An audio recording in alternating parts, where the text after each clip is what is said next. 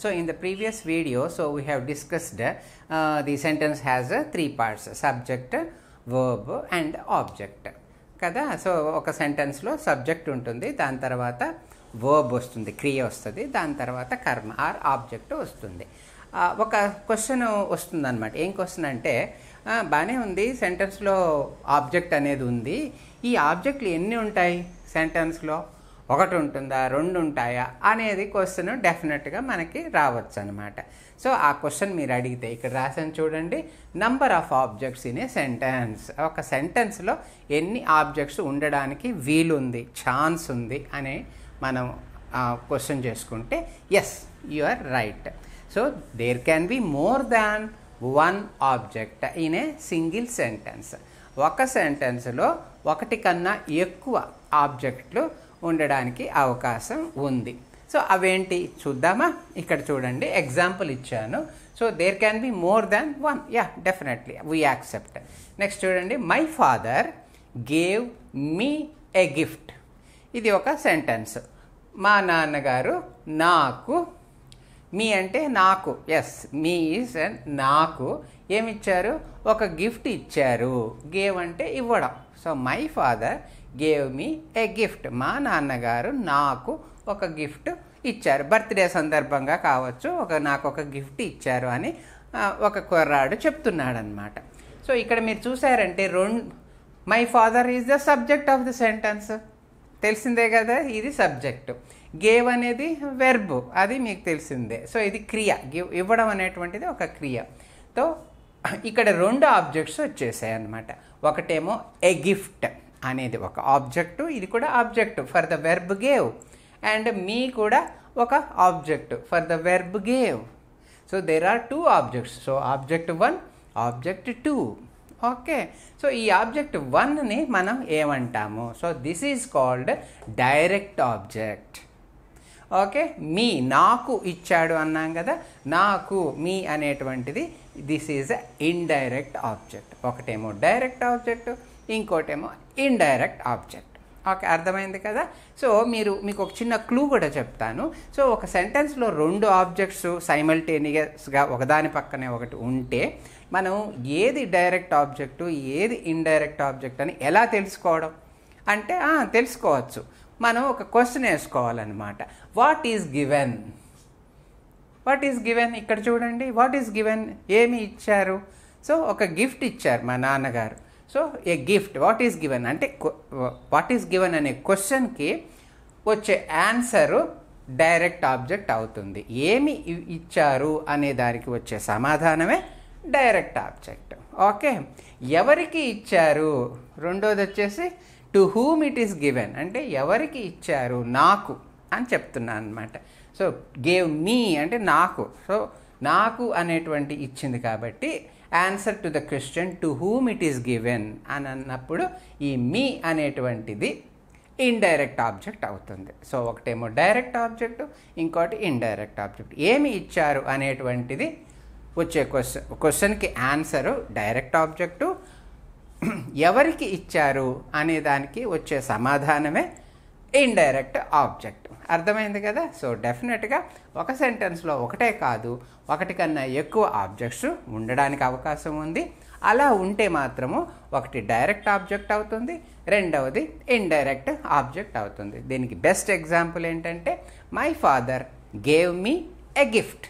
So me is a indirect object, a gift is a direct object. So then we'll go to the next important thing in the fundamentals or the basics of spoken English. So let us watch. Okay, spoken English, make it easy. Thank you students. So here see on the board, so there are two important things to be known in spoken English. Generally, so the people they say that phrase and clause. చాలా మంది చెప్తుంటారు phrase ఉంది, ఇది phrase అంటారు, so ఇది clause అంటారు. So మనం తెలుసుకోవాలా వద్దా, ఫ్రేజ్ అంటే ఏంటి, క్లాజ్ అంటే ఏంటి అనేది తెలియాలి. సో నేను ఎందుకు చెప్తున్నానంటే, ప్రతి విషయాన్ని మనం క్లియర్గా అండర్స్టాండ్ చేసుకుంటే సో దట్ మనకున్న డౌట్స్ అన్నీ కూడా పోతాయి. సో మన డౌట్స్ ఎప్పుడైతే పోతాయో సో మనకి కొంచెం కాన్ఫిడెన్స్ వస్తుంది. ఈ కాన్ఫిడెన్స్ వల్ల మనం ఇంగ్లీష్ని చక్కగా మాట్లాడడానికి వీలవుతుంది. సో ఏంటి సారు అప్పుడే ఇంగ్లీష్ ఎలా మాట్లాడాలి అని చెప్పటం లేదే, సో ఈ కొంచెం బేసిక్ కాన్సెప్ట్స్ చెప్తున్నారు అని మీరు అనుకోకండి. సో ఈ కాన్సెప్ట్స్ ప్రతి ఒక్క కాన్సెప్ట్ కూడా చాలా ముఖ్యం మనకి మనం మాట్లాడేటప్పుడు. సో ఏది ఎలా ఉంటుంది, ఏది ఎలా పనిచేస్తుంది అని కానీ మనం క్లియర్గా తెలుసుకున్నామంటే అప్పుడు మనం వాడేటప్పుడు నిస్సంకోచంగా దాన్ని మనం వాడచ్చు అన్నమాట. So knowledge is power. So ముందు మన నాలెడ్జ్ని పెంచుకోవాలి. సో అలా బేస్ చేసుకున్నామంటే మనం ఫౌండేషన్ కరెక్ట్గా వేసుకున్నామంటే సో మనం క్లియర్గా మాట్లాడడానికి వీలవుతుంది. సో మాట్లాడడం పెద్ద విషయం ఏం కాదు, కానీ ఈ కాన్సెప్ట్స్ అన్నీ చాలా ఇంపార్టెంట్. అందుకని నేను మళ్ళీ మీకు చెప్తున్నాను అనమాట.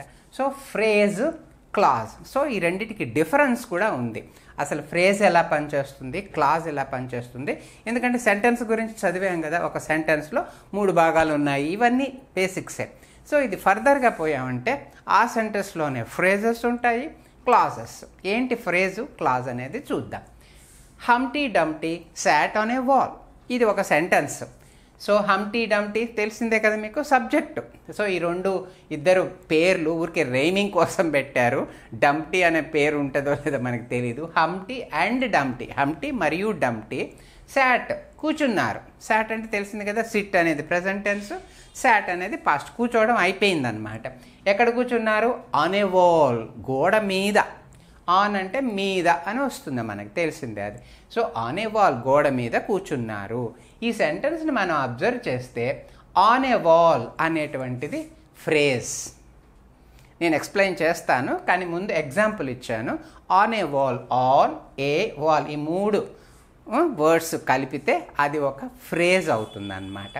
నెక్స్ట్ ఇప్పుడు మీరు చూసామంటే క్లాజ్కి వచ్చారంటే హంటీ డంటీ సాట్ ఆన్ ఏ వాల్, మొత్తం కంప్లీట్గా సెంటెన్స్ అంతా.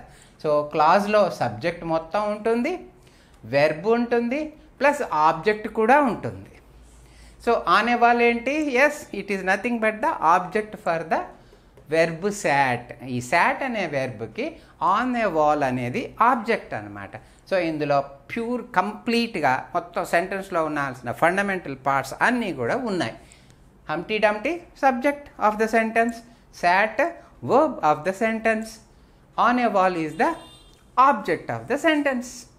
సో కంప్లీట్గా ఉంది కదా. సో కాబట్టి క్లాజ్లో subject, verb, object. So verb plus ఆబ్జెక్ట్ని కలిపి మనం ఏమన్నాం, ప్రిడికేట్ అన్నాం కదా. అది ఆల్రెడీ మీకు ఇంతకుముందు వీడియోలో చెప్పాను.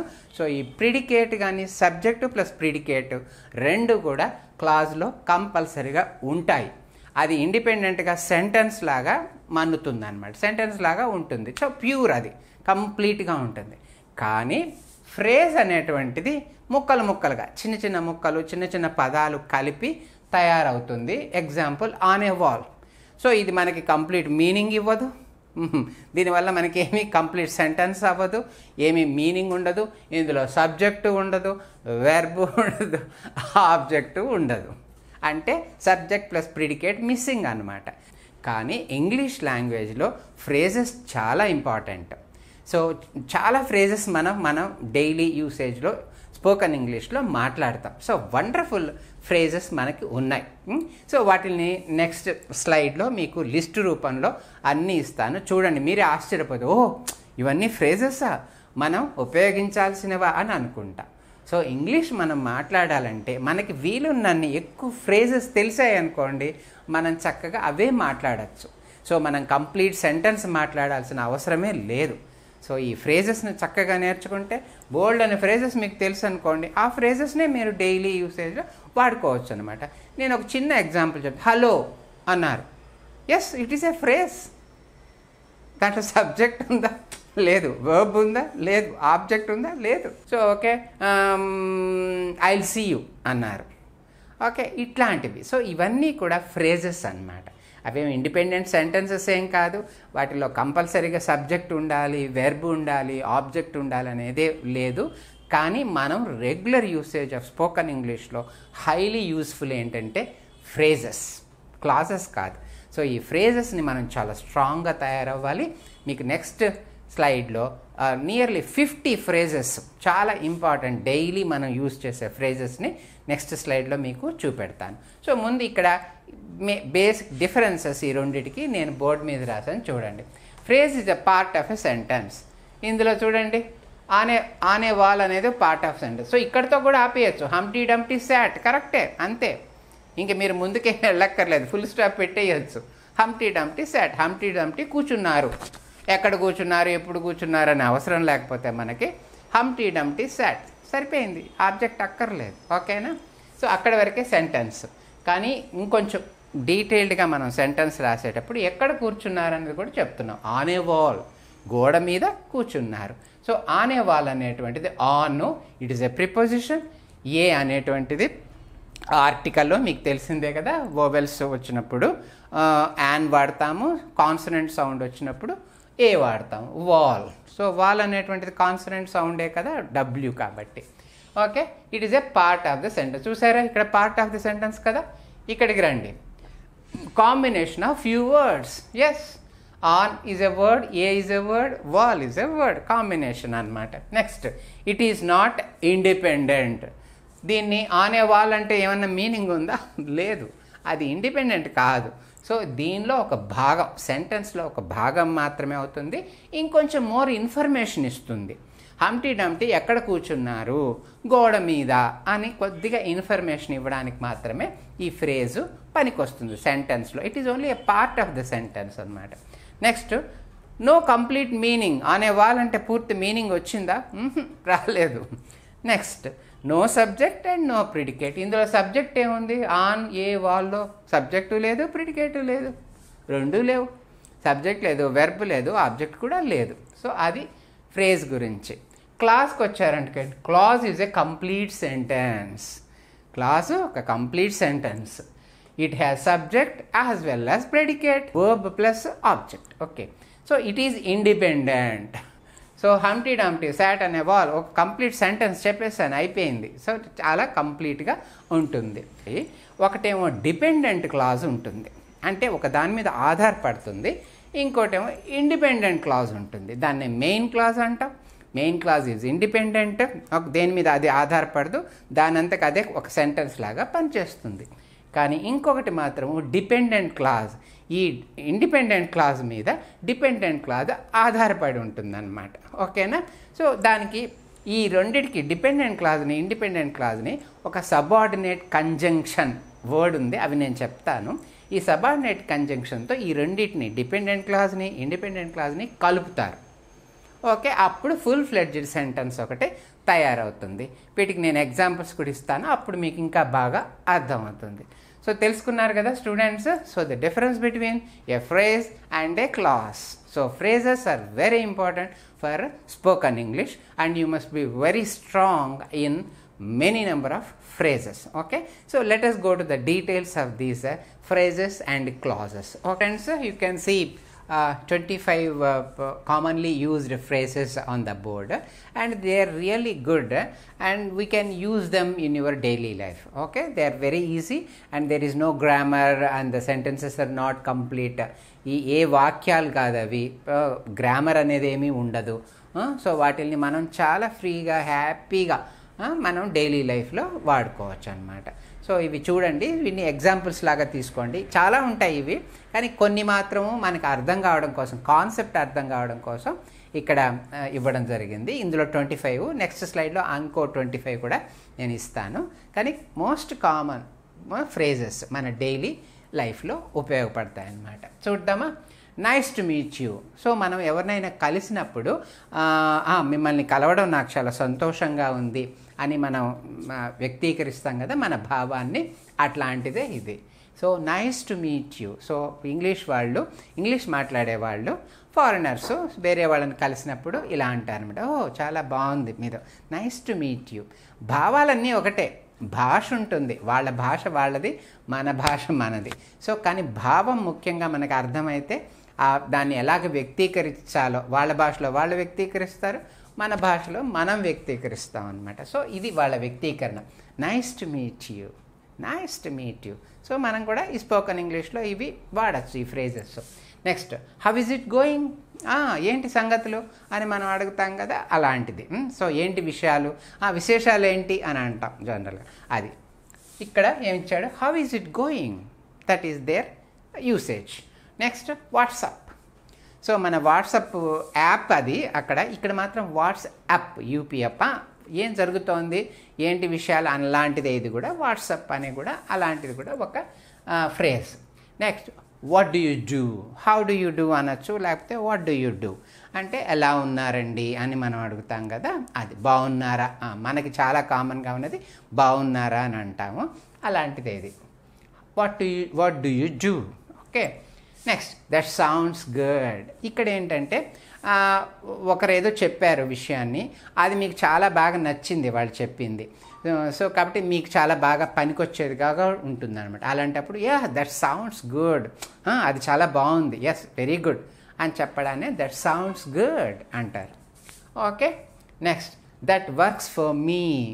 మీరు చెప్పింది నాకు చాలా పనికొస్తుంది, దట్ వర్క్స్ ఫర్ మీ, నాకు, మీ అంటే నాకు పనికొస్తుంది అని అర్థం.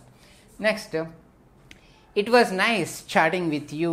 సో మనం వాళ్ళతో ఎవరితోనైనా మాట్లాడినప్పుడు చాలా మంచి గుడ్ టైం ఉందనుకోండి, మనం చక్కగా మాట్లాడాం, కాన్వర్జేషన్ చాలా బాగుంది, సో వాళ్ళను మనం సింక్ అయ్యారు మీరు వాళ్ళతో, అలాంటప్పుడు ఏంటంటే it is nice chatting with you, మీతో మాట్లాడడం చాలా నైస్, చాలా బాగుంది అని చెప్పడం అన్నమాట.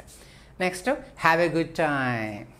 సో ఇది వెల్ విషర్. సో మనం వేరే వాళ్ళ యొక్క మంచిని కోరుకుంటాం కాబట్టి have a nice time, have a good time అంటాం. సో మనం మనం వెళ్ళిపోతుంటే కాన్వర్సేషన్ అయిన తర్వాత have a good time or have a nice time అని, అంటే వీడ్కోలు చెప్పినట్టు అనమాట అది. Okay, next could you say that again please. ఇప్పుడు ఎవరో ఏదో చెప్పారు, మీకు అది సరిగ్గా అర్థం కాలేదు, అంటే యూ కుడ్ నాట్ క్యాచ్ చేయలేకపోయావు, అలాంటప్పుడు ఏమంటారంటే మళ్ళీ దాన్ని ఇంకొకసారి చెప్తారా అని అంటాం కదా మనం, ఇంకొకసారి చెప్పండి ప్లీజ్ అని అంటాం కదా, అలాంటిదే. So could you say that again please, మళ్ళీ చెప్తారా అనేది. Next what does it mean. So ఒకరు ఏదో చెప్పారు, అది మీరు ఆయన చెప్పింది మీకేం పెద్ద నచ్చలా, అలాంటప్పుడు ఏంటంటే వాట్ డస్ ఇట్ మీన్, ఏందయ్యా మాట్లాడుతున్నావు, ఏం మాట్లాడుతున్నావు నువ్వు అంటాం మనం, అలాంటిది అనమాట ఇది. వాట్ డస్ ఇట్ మీన్, అది అలాగా కొద్దిగా కొంచెం మీకు డిస్టర్బ్ అయినట్టుగా వాట్ డస్ ఇట్ మీన్ అది. Okay, next could you give me a hand. Could you give me hand అంటే హ్యాండ్ ఇవ్వడం కాదు ఇక్కడ మనకి, ఇప్పుడు అది నెగటివ్ సెన్స్లో వచ్చేసింది, వాడు నాకు హ్యాండ్ ఇచ్చాడు అంటారు, అట్లా కాదండి ఇది. Could you give me hand అంటే could you please help me అని అర్థం. Okay, next excuse me. ఇది చాలా కామన్ ఫ్రేజు ఇంగ్లీష్లో. మనం ఉంటాము, వెళ్తున్నాము అటు, దారిలో ఎవరు అడ్డం నిలబడి ఉన్నారు, అప్పుడు వాళ్ళని పక్కకి పోండి అని అట్లా అనకుండా కైండ్లీ ఎక్స్క్యూజ్ మీ అంటారు, అంటే కొంచెం జరగండి అని అర్థం. సో వాళ్ళు జరుగుతారు, మనం అటు నుంచి అటు వెళ్ళిపోతాం. So this a very wonderful phrase we can use daily, excuse me. Okay, next I really appreciate it. ఇది అప్రిషియేషన్, నువ్వు ఏదైనా పని ఎవరైనా చేస్తే yes it's a good work, I really appreciate it. It అనేది ఆబ్జెక్ట్, ఐ అనేది subject, really appreciate it, దాన్ని నేను చాలా మెచ్చుకుంటున్నాను అని అర్థం. అప్రిషియేట్ అంటే మెచ్చుకోవడమే కదా. Next so nice of you, ఇది కూడా మంచిది అన్నట్టే. తర్వాత I'm sorry to hear that. I'm sorry to hear that, మీరు ఏదో చెప్పారు, ఆ న్యూస్ అంత మంచి న్యూస్ ఏం కాదు, అలాంటప్పుడు మీరేమంటారంటే I'm sorry to hear that అంటారు. Next I let you know. యాక్చువల్గా అయితే I will, IWILL let you know, I will let you know అది. కానీ వాళ్ళు అలా I will let you know అని ఎవరు ఇంగ్లీష్ మాట్లాడేవాళ్ళు మాట్లాడరు వాళ్ళు, ఎందుకంటే మనం కొంచెం స్లాంగ్ కూడా కొంచెం నేర్చుకోవాలి, వాళ్ళు ఎలా మాట్లాడతారనేది మనం అదే మాట్లాడితే అప్పుడు అది నిజంగా ఇంగ్లీష్ లాగా ఉంటుంది. ఇంగ్లీష్కి కూడా ఒక రిథమ్ ఉంటుంది, ఆ రిథంలోనే మనం మాట్లాడి I let you, I let you no, నీకు చెప్తానండి తర్వాత చెప్తాను అన్నట్టు, I will let you know. I will get back to you. So ఇప్పుడు మీరు ఏదో ఫోన్లో ఉన్నారు, అంతలోనే ఇంకొక ఫోన్ వస్తుంది, ఆ ఫోన్ పక్క దాన్ని హోల్డ్లో పెట్టేసి వీళ్ళకి మళ్ళీ మీరు అటెండ్ అయ్యి మీరేం చెప్తారు, I will get back to you, అంటే మీరు ఇంపార్టెంట్ కాన్వర్జేషన్లో ఉన్నారు ఇంకొక ఫోన్లో. సో కాబట్టి I will get back to you అంటే మీతో మళ్ళీ నేను మాట్లాడతాను అని చెప్పండి. ఇక్కడ కూడా ఐ విల్, చూడండి, ఐ పెట్టి అపాస్ట్రఫీ పెట్టి డబల్ ఎల్ పెట్టాలి. I'll, that means I will actually. Okay, next to be honest, I don't know, నిజాయితీగా నాకు తెలియదండి అని చెప్పడం. To be honest, I do not no, ఆ మ్యాటర్ గురించి నాకు అస్సలు తెలీదు అని చెప్పడం. Once in a blue moon, once in a blue moon అంటే ఎప్పుడో, మనకు తెలుగులో ఉంది ఇది, శివరాత్రికి ఒకసారి అనేది. వస్తాడులేండి ఆయన ఏదో శివరాత్రికి ఒకసారి అంటారు. శివరాత్రి ఎప్పుడు వస్తుంది? సంవత్సరానికి ఒక్కసారే వస్తుంది అనమాట. అట్లాంటిది once in a blue moon అంటే ఎప్పుడో ఒకసారి. I could see him once in a blue moon అంటే ఎప్పుడో 2-3 సంవత్సరాలకు ఒక్కసారి ఎప్పుడు అలా కనబడి వెళ్ళిపోతుంటాడు అని చెప్పడం, once in a blue moon. So ఇది figurative speech. Phrases and idioms అని ఉన్నాయి. ఇవి వాటి అర్థం మనకు క్లియర్గా తెలియాలి. తెలిసినప్పుడే వాటి గురించి మనం డైలీ యూసేజ్లో వాటిని వాడగలం. అర్థం తెలియకుండా ఇడియమ్స్ని మీరు వాడకండి. It is sincere advice. So దాని అర్థం మీరు పూర్తిగా తెలుసుకొని అప్పుడే మనం వాటిని వాడాల్సి ఉంటుంది. ఎందుకంటే అక్కడ ఉన్నటువంటి వర్డ్స్ ఒకలాగా ఉంటాయి, దాని అర్థం వేరేలాగా ఉంటుంది అన్నమాట. చూడండి ఎగ్జాంపుల్స్ ఇక్కడ. Once in a blue moon. So blue మూన్కి ఎప్పుడో ఒకసారి అనే దానికి ఏమైనా కలయిక ఉందా? లేదు.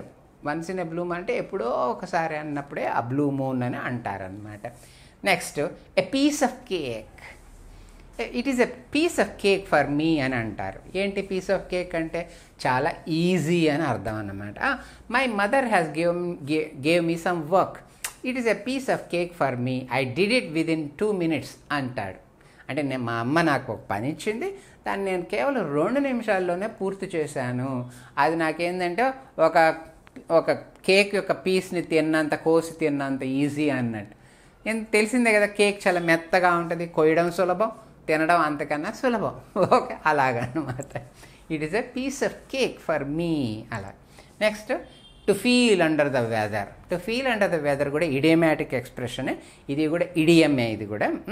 ఓకే, సో దీని మీనింగ్ ఏంటంటే నాట్ వెల్, సిక్ అని అర్థం. So I am under the weather అంటే I am not feeling well, I am sick అని, I have to see the doctor అని, ఫీవర్ ఉందో ఏదో హెడ్ ఏక్ ఉందో etcetera. Okay, next, you can't judge the book with its cover. So మీరు ఒక పుస్తకం మీద ఉన్న ర్యాపరు కవర్ని చూసి పుస్తకంలో ఉన్న కంటెంట్ని మీరు జడ్జి చేయలేరు అని దీని అర్థం అన్నమాట. ఇది చాలా నిజమే కదా. మనం వేసుకున్న బట్టల్ని బట్టి మనల్ని వేరే వాళ్ళు జడ్జి చేయకూడదు. సో మనం ఎంతో మంచి చేయగలిగిన వాళ్ళం, ఆనెస్ట్గా ఉండేవాళ్ళం అవ్వచ్చు, జడ్జి చేయడం చాలా తప్పు. అది దీనికి కూడా వర్తిస్తుంది. We cannot judge the book just by its cover. ఆ కవర్ని చూసి మనం బుక్ ఎలా ఉందని చెప్పడం తప్పు. అది అలా అన్నమాట. Next, sorry I could not follow you. So ఒకరేదో చెప్తూ ఉన్నారు, మీకు అది అర్థం కాలేదు. ఇప్పుడు నేను చెప్పింది మీకు అర్థం కాకపోయినా కూడా మీరు ఇదే అనొచ్చు, సరే sir I could not follow you అంటే నేను మళ్ళీ రిపీట్ చేస్తాను. ఓకేనా?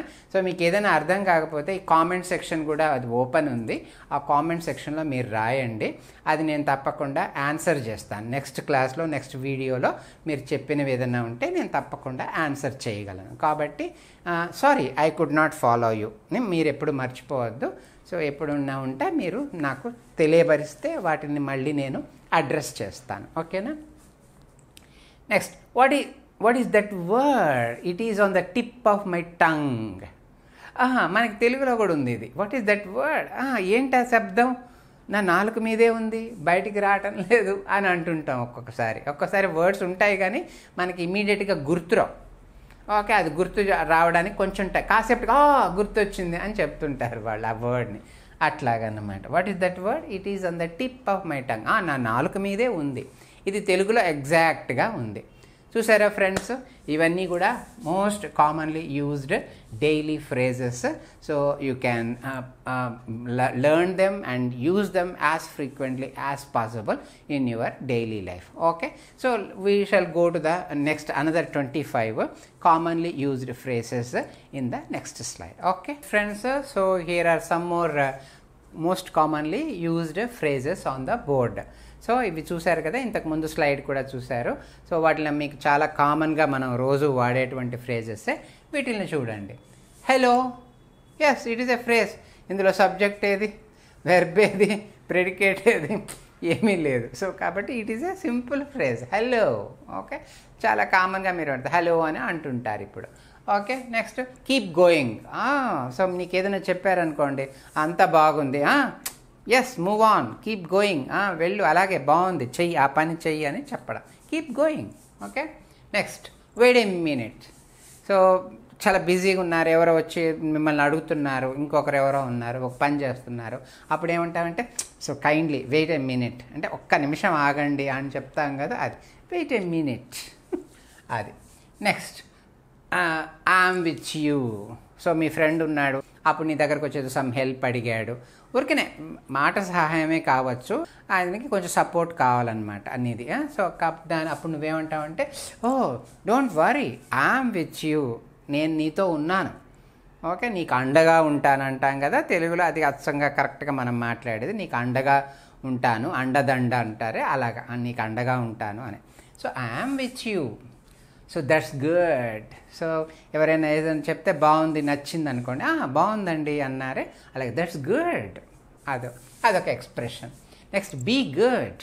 సో మనకి పెద్దవాళ్ళు జనరల్గా చెప్తుంటారు be good and do good. So మంచిగా ఉండండి, మంచి చెయ్యండి, మీరు మంచిగా ఉండాలి, మీరు మంచి చెయ్యాలి, అలాంటప్పుడు be good and do good అంటారు.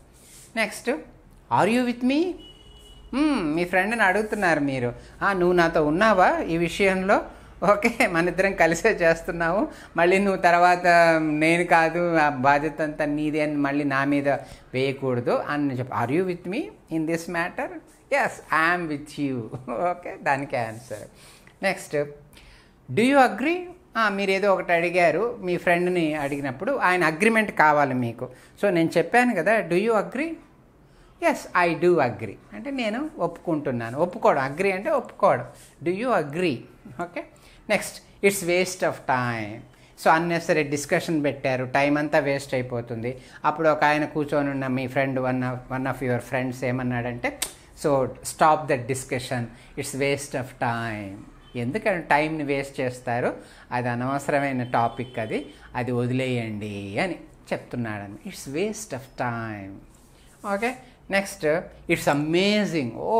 చాలా బాగుంది, ఇట్స్ అమేజింగ్, ఎక్సలెంట్గా ఉన్నప్పుడు ఇట్స్ అమేజింగ్ అంటాడు. Next so kind of you.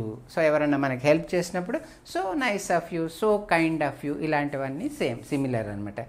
Please text me. ఇది చాలా కామన్గా వాడుతున్నారు ఈ రోజుల్లో. కైండ్లీ టెక్స్ట్ మీ అంటే, టెక్స్ట్ అంటే మన టెక్స్ట్ బుక్ కాదు ఇక్కడ. దీని అర్థం ఏంటంటే మెసేజ్ ఇవ్వండి, మెయిల్ ఇవ్వండి. జీమెయిల్ తెలుసు కదా మీకు, చాలామందికి మెయిల్ అకౌంట్ మెయింటైన్ చేస్తుంటారు. మెయిల్ ఇవ్వండి అనకుండా ఇప్పుడు ఏమంటున్నారంటే kindly text me, TEXT spelling, kindly or please text me. So నాకు ఒక మెయిల్ ఇవ్వండి, మీకేం కావాలి, అప్పుడు నేను మీకు పంపిస్తాను, మీకు హెల్ప్ చేస్తాను అని అర్థం. ఓకేనా. ఐ డోంట్ గెట్ ఇట్, ఇదే సేమ్ ఇంతకుముందు చెప్పిన దాన్నే. So kindly would you please repeat it again అన్నానే, అలాంటిదే ఇది కూడా. So I don't get it, మీరు చెప్పింది నాకు అర్థం కాల, మళ్ళీ ఒకసారి చెప్పండి, మళ్ళీ ఒకసారి ఎక్స్ప్లెయిన్ చేయండి కాన్సెప్ట్ అని చెప్పడం, I don't get it. Okay, next so nice of you, ఇది ఆల్రెడీ చెప్పేశాను. So I will never forget you, నిన్ను ఎప్పటికీ మర్చిపోను బాబు, నువ్వు చేసిన సహాయాన్ని నేను జీవితంలో మర్చిపోలేనని మనం చెప్తుంటాం, అలాంటిది అది. తర్వాత గో టు హెల్.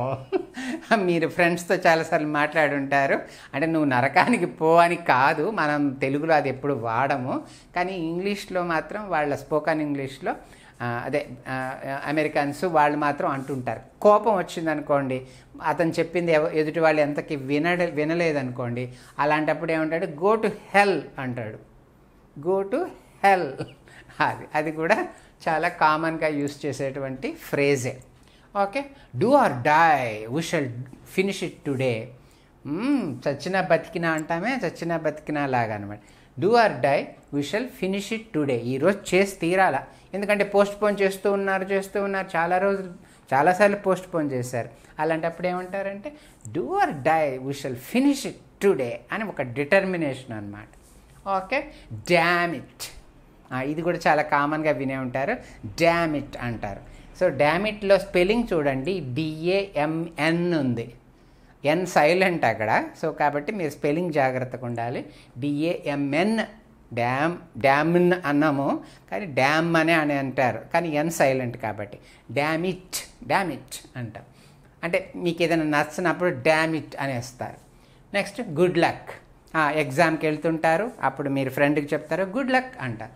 సో మంచి లక్, నువ్వు చదివిన క్వశ్చన్స్ రావాలి, నువ్వు బాగా ఎగ్జామ్లో పాస్ అవ్వాలి అన్నట్టు.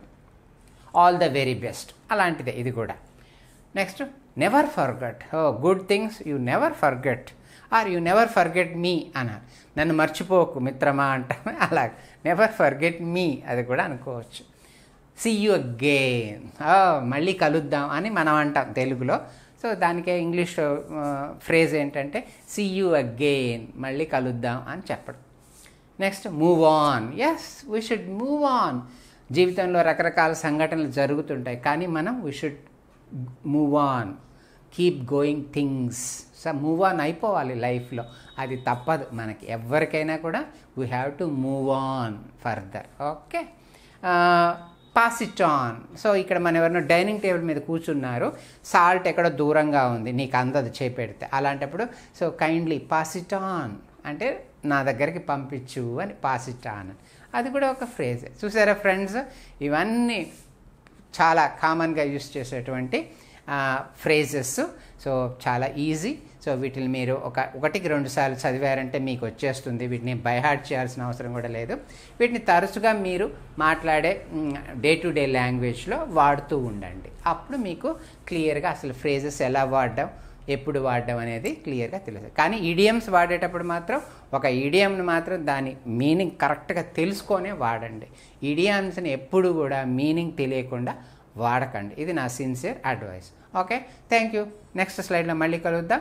So kindly subscribe our channel spoken English, make it easy, and kindly share to your friends so that ఈ నాలెడ్జ్ మిగతా వాళ్ళకి పనికొస్తుంది. కాంపిటేటివ్ ఎగ్జామ్స్లో రాయడానికి కానీ, మంచిగా చక్కగా ఫ్లూయెంట్గా ఇంగ్లీష్ మాట్లాడడానికి కానీ సో చక్కగా పనికొస్తుంది. So that you have to come up in your life. వాటి కోసమే ఇవి ఇంత కష్టపడి మేమంతా చెప్తున్నాము. సో కాబట్టి వీళ్ళు మీరు బాగా రిసీవ్ చేసుకుంటారని, బాగా ఉపయోగించుకుంటారని ఆశిద్దాం. Thank you.